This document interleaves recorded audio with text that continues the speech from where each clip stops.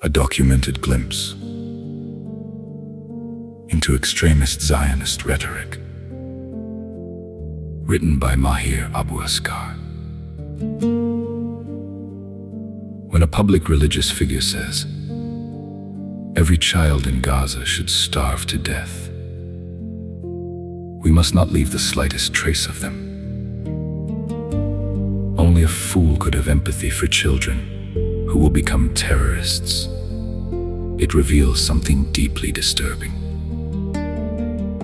These words, attributed to Ronen Shalov, a Zionist rabbi in Israel, are not an isolated slip.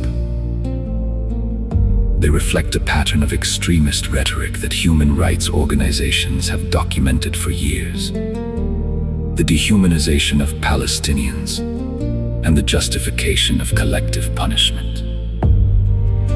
Such statements are not mainstream religious teachings, nor do they represent Judaism. They are expressions of political extremism, rooted in a supremacist interpretation of Zionism that treats an entire civilian population as expendable human rights bodies, including the UN, Amnesty International, and human rights Watch have repeatedly warned that this ideology fuels policies amounting to apartheid, persecution, and systematic violations of international law. Yet voices like these rarely appear in Western media. The press often presents Israel as a beacon of progressivism, while omitting the extremist elements that openly advocate for the starvation, displacement, or eradication of Palestinians.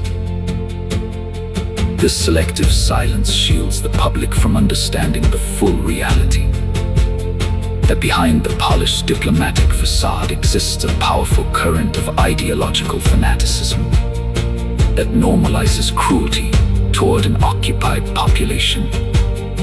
Documenting these statements matters. They expose the worldview driving some of the most severe human rights violations in Gaza and the West Bank.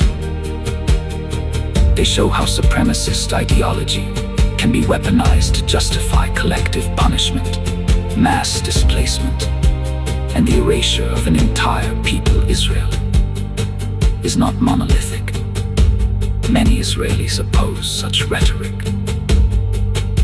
But the existence of these extremist voices and their influence within political and religious spheres cannot be ignored.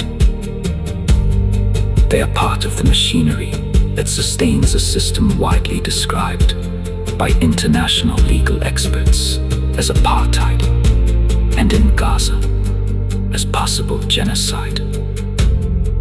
Unmasking this ideology is not hate speech.